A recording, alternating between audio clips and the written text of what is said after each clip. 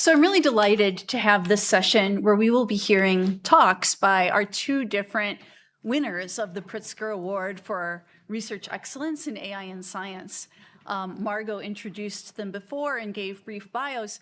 But before we bring Kyle up here, or Kyle, if you'd like to stand here, I would just like to quote a little bit from some of the letters that appeared in your nomination file. Maybe you would like to stand up here so we can really maximize the awkwardness and blushing. Jan LeCun wrote that Kyle played a major role in the discovery of the Higgs boson in 2012. He showed that one could estimate the intractable likelihood functions found in particle physics with neural networks. This enabled principled statistical inference while simultaneously leveraging the power of deep learning. Another supporter, Michael Bronstein, wrote, I find the range of Kyle's contributions to AI for science to be unparalleled. Not only has he been enormously influential to the use of machine learning in particle physics, but he has also helped shape the broader AI and science community.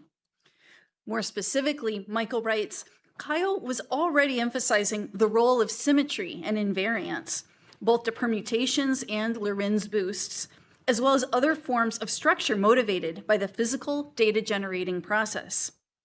This line of reasoning led him to exploring graphs in what was one of the earliest applications of graph-based machine learning in the sciences.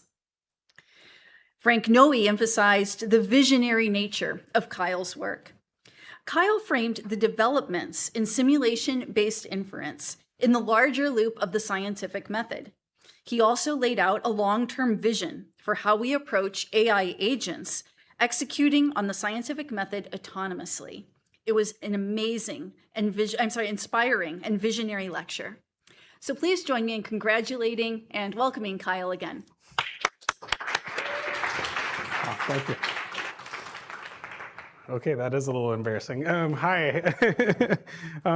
Well, it's a pleasure to be here, I'm thrilled. It's an enormous honor, and happy to see you all. Happy to see many good friends. So I am going to tell a bit of a story, so it'll be a little bit narrative and somewhat of a retrospective, but end with today.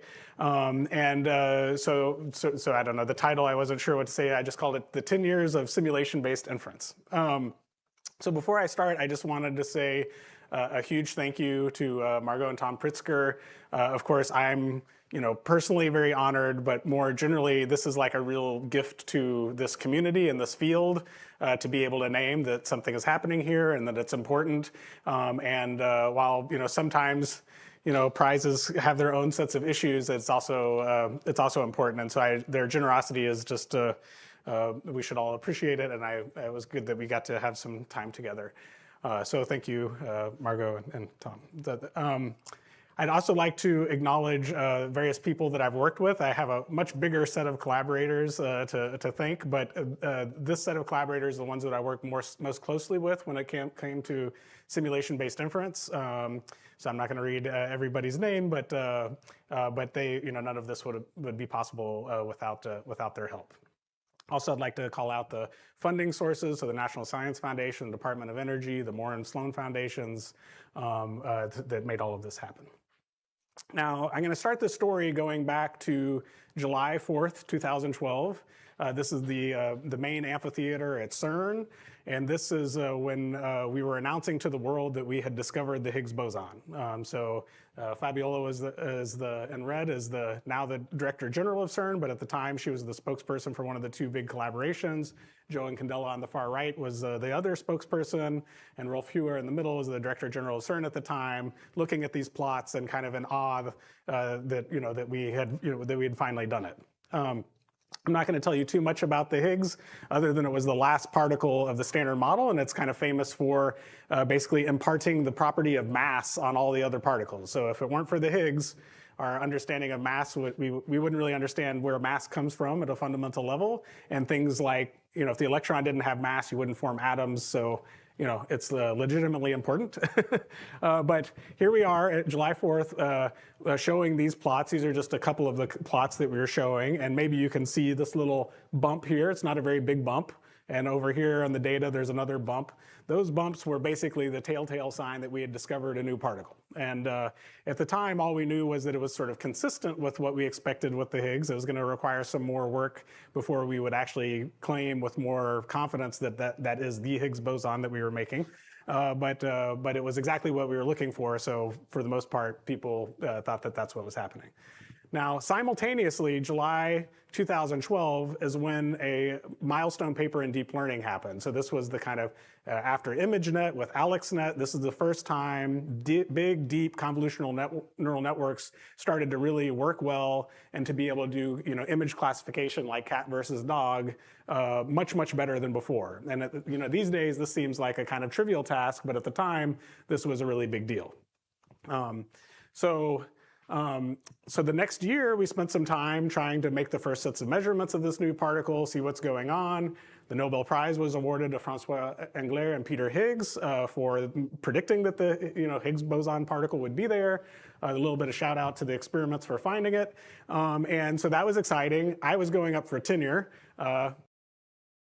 And I graduated basically with my first cohort of students. It was a great time. Also for younger people out there, take advantage of tenure if you get there. It's like, academic freedom is important. And at that time, I was like, what am I going to do next? I'm relatively junior faculty member. This is a pretty big deal.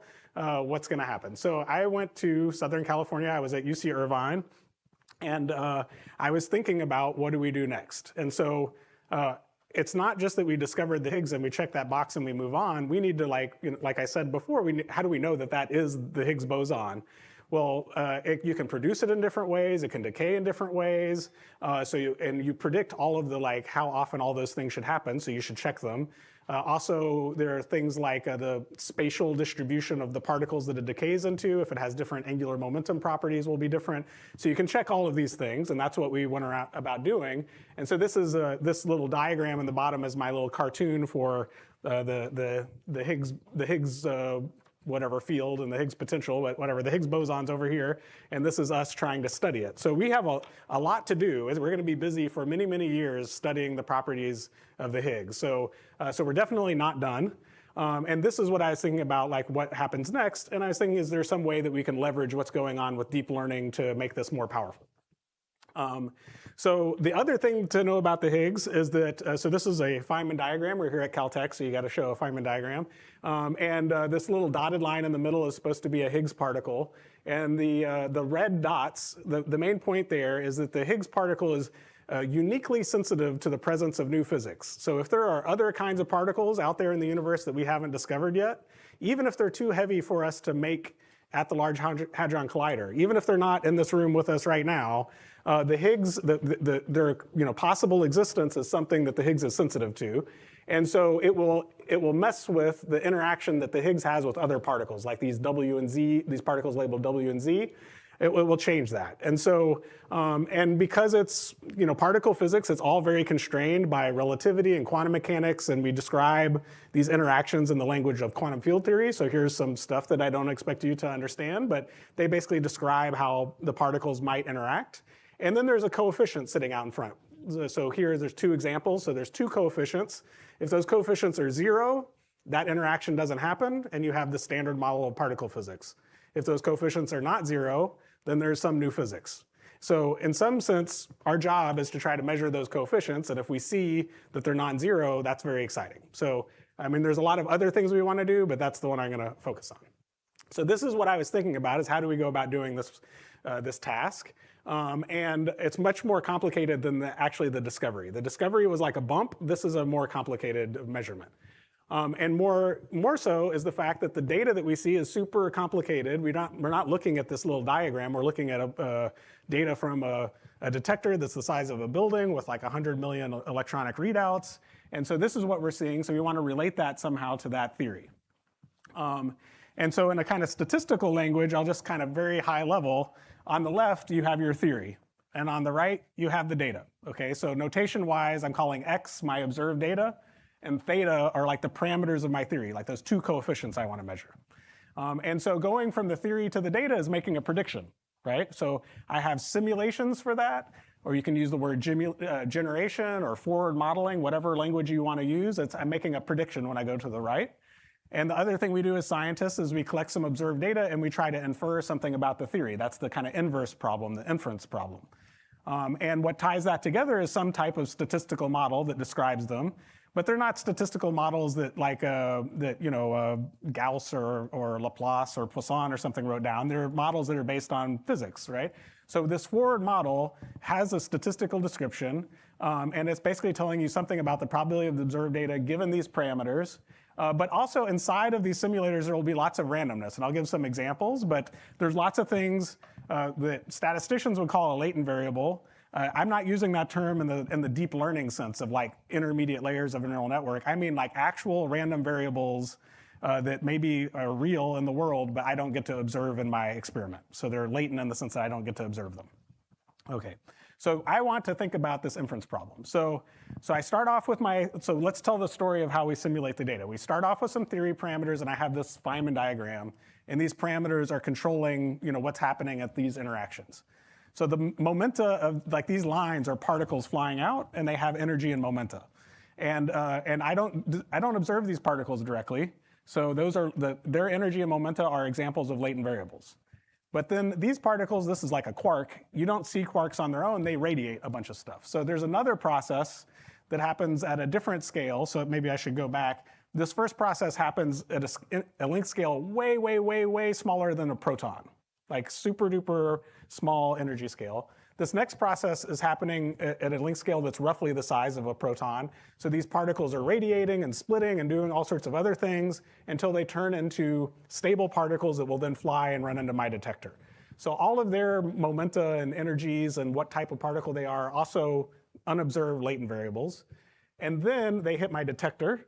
And the detector is the size of a building, and we literally trace each particle in a magnetic field and think about how it ionizes as it's going through a screw or a piece of silicon or something like that. So we're modeling like atomic level physics for something the size of a building. So we do that, and there are roughly 100 million latent variables associated with one collision at the LHC. And then we finally get to the observed data. So this is what I'm going to see. And I have simulation tools that describe those three different types of phenomena. Different kinds of physicists work on them. And one plugs into the next, plugs into the next. You can think of each one of them as encoding some kind of probability distribution conditioned on the previous step. And we call them Monte Carlo tools because they throw lots of random numbers. And you can think of them as basically implementing this integral. Okay, Monte Carlo is a way of numerically doing an integral. The thing is that at the end, what we get is sort of the probability of the observed data given the parameters. But to get that, you would have to integrate over all the possible ways that you might get that observed data. And that integral is you're never going to do that integral. It's like a 100 million dimensional integral. So this is totally infeasible to calculate.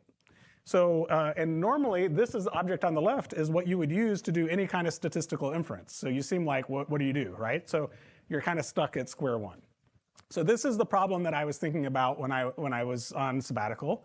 What we usually do, that didn't stop us from making a discovery, what we usually do is we take our really complicated data and we figure out how to boil it down into basically a single number. So for every collision, we have some number, I call here a summary statistic, I call it S. And so that's the horizontal axis in this plot. Every collision, you have a number, and then you just histogram that number. And you can do that for the observed data, and you can do it for a bunch of simulations. And then the histogram of the simulated data is like your approximation or like a proxy for the unknown likelihood function, the probability of the data given the parameters, is this histogram. So that's how we did it for the discovery, but that doesn't really work when you want to go to more complicated problems. So if your summary is not like if you need 10 summary variables to capture the physics, then you'd have to make a 10-dimensional histogram, and that doesn't really work very well. So that's the nuts and bolts, the kind of core of the problem. And for the stuff that we want to do, you can just show that there's no one good variable that's going to capture all the data. You need to work with many, many things. So you want to work with higher dimensional data. So this is this is at Irvine. I used to go out there and enjoy the nice Southern California weather and think about things. And I was sitting like literally right there. I remember the day. It was great. So I was sitting there thinking about this problem, and I had what for me was an epiphany. I'm not saying it was that big of a deal, but like I had a moment. I was like, holy crap! Like we can totally do something here. And so here's the simple version of that. Well, actually, most of the version of this epiphany, which is, don't get too excited. It's a relatively simple idea, like most good ones. So the basic idea is that if you just start with a simple classification problem, binary classification problem. I've got cats and dogs, or I've got red dots and blue dots. I don't know the distribution they're drawn out of. I just have a bunch of samples, samples of red dots and blue dots, and I want to tell them apart. This is like a classic machine learning problem. And the typical thing you would do would optimize some kind of loss function, like a cross entropy loss. This is it written down in terms of like expectations. If you had samples, you would write something like this yellow box. So you can estimate this with samples. But you can also think of it in the calculus version and do calculus of variations and find the function S that minimizes it. And this is the Bayes optimal classifier. It's basically the probability of like being a blue dot over the sum of the other two. And this function is 1-to-1 with a likelihood ratio where it's basically the ratio of the probability you are a blue dot compared to a red dot. And this is known to be like the optimal thing from whatever the Nyman-Pearson optimal binary hypothesis test. So this is like the typical thing you would do in statistics. And this likelihood ratio kind of has all the statistical stuff you want. But this is just for two binary fixed hypotheses. And that's not our problem. We have a continuous family of hypotheses. So the basic idea was, okay, well, let's just like lift this up. And I can do the same thing where I think about the numerator and denominator are like probability of data given one value of the parameter or probability of the data given another value of the parameter, theta naught and theta 1. So it's a very, very simple generalization of what we did before, but it's a little bit weird because I don't know I don't know the value of theta. It's an unknown thing. That's the thing I want to measure. So I don't know what to put into my neural network. So it makes it a little bit less obvious, but if you just postpone that, you can say, fine, I just want to learn this function that takes in the data and the values of the parameters in the numerator and denominator. Or you can simplify it a little bit and just have the parameter in the numerator and compare it to some kind of fixed reference. And so this is what I called a parametrized classifier. It's like a continuous family of binary classification problems. And then once you do that, now you have a loss function that you can minimize. And when you do it, you get an approximation of the likelihood function. You train it from simulated data, and your neural network is going to take in observed data and the parameter vector theta, which you don't know. But after you collect your data and you go to actually make the plot in your paper, you're just going to scan over this thing. So like you get to stick in the value of theta at the time that you're making the plot. And so it's fine. So this was the basic idea. And so it's a kind of two-step process. First, you have a learning process, which is amortized. So you pay some upfront cost. And then inference is super fast. So that was the basic idea. I'm going a little slower than I thought I was going to. But the other thing that's nice about this is it applies to both Bayesian and frequentist statistics. It's very general. And so that's what we did. About a year later, I got surprisingly invited to give a keynote at NeurIPS in Barcelona and gave a talk to a very large audience. That was a pretty wild experience. So I was talking about this kind of stuff in its early form. Also at that is when I learned GANs were a thing, but it's also when I learned about what are now called normalizing flows.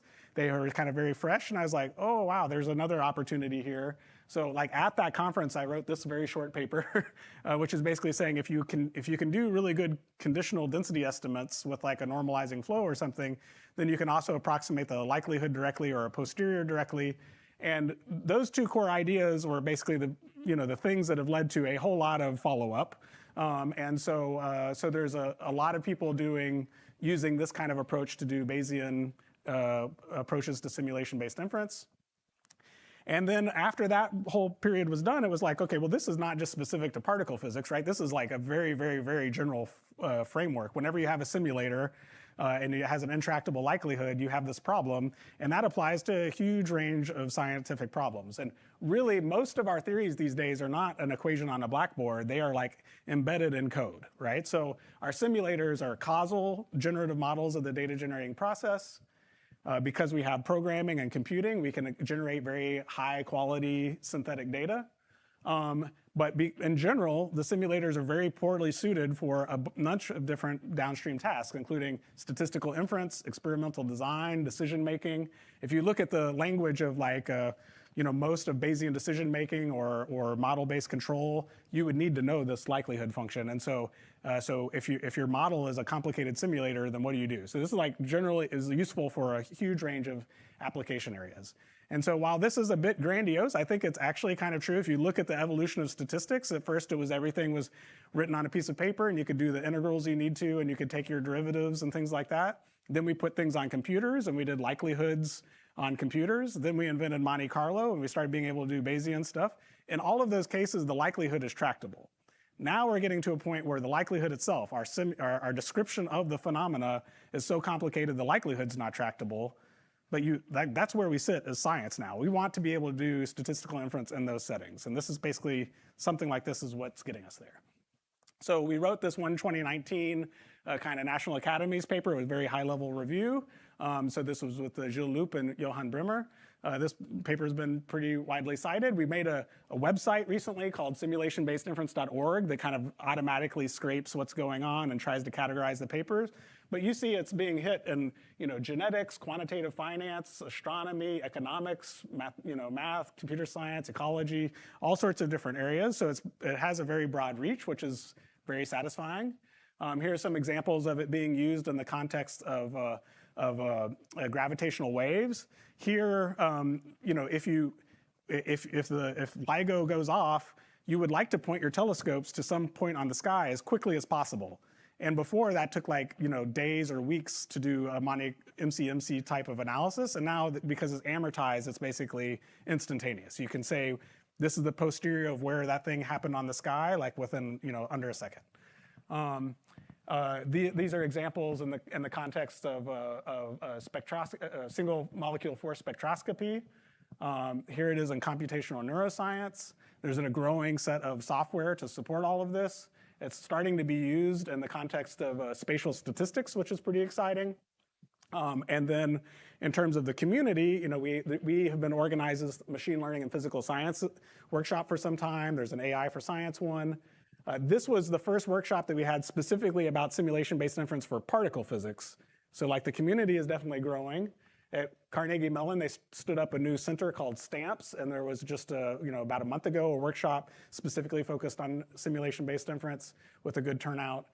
So it's moving. It's very exciting, and I'll end with this last little bit. Is that back to where I started? With the Higgs. When we first started doing it, we were doing prototypes on synthetic data and showing that, okay, it gives us this is a log likelihood curve, and it's basically like adding 90% more data at the LHC, so it's more sensitive. And that's these are billion-dollar experiments, so that's worthwhile. This is another example. These are these two coefficients, and you see the traditional way of doing the data analysis is the red dash line. The blue circle is what you get with these simulation-based inference techniques, so that's a dramatic improvement in sensitivity. And now we have the first papers. It took 6 years to get these papers through the collaborations. The big collaborations move very slow. And so both Atlas and CMS have now published papers using these techniques. And so this is great and the kind of stuff that I'm working on now. And a lot of what we're thinking about is kind of related to this quote and a common question, which is that your simulator is not perfect. And we know that the simulator is not perfect. We worry about it a lot. And so part of it is that we have all of these systematic uncertainties and nuisance parameters. So how do we make these techniques scale with many, many nuisance parameters? And so that's kind of where the methodological research sits now. So I think with that, maybe I'll just end there. So thank you very much.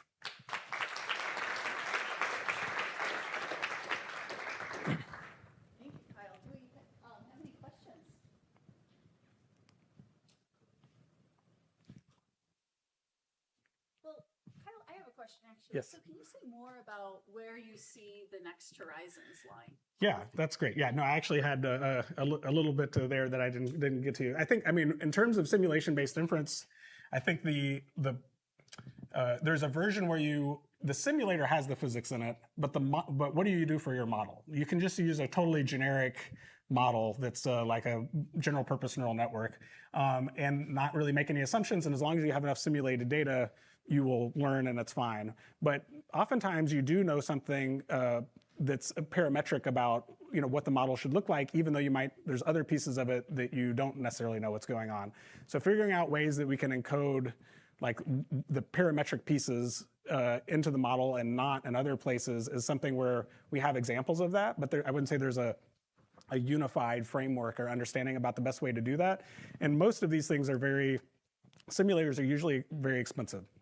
So, and if you want to do a lot of the big science, you need tens, hundreds of nuisance parameters to describe all these systematics. And so if you're trying to cover this very high dimensional space, you need to be very efficient. So that's one of the places, and how that kind of plays with the inductive bias issues and the types of models that we use is a really interesting back and forth there. Yeah. Wonderful. Any additional questions?